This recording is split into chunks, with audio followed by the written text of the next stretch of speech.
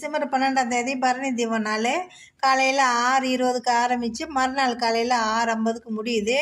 இந்த பரணி நட்சத்திரம் ராத்திரியில் எல்லோரும் ராத்திரி சாப்பாடு முடித்ததுக்கு பின்னாடி வெளியில் போனவங்களாம் வீட்டுக்குள்ளே வந்ததுக்கு பின்னாடி சாப்பாடு முடித்ததுக்கு பின்னாடி பூஜை அறையில் தீபத்தை ஏற்றிட்டு நல்லெண்ணெய் கடை எண்ணெய் தான் ஊற்றி ஏற்றணும். இந்த மாதிரி தீபம் தான் திரி தான் போடணும்.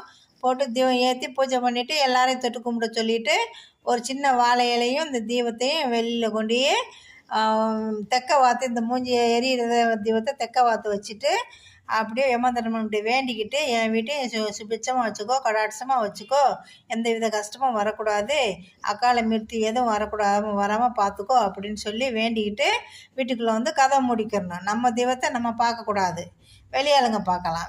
அவங்கவுங்க தெய்வத்தை அவங்கவுங்க பார்க்கக்கூடாது.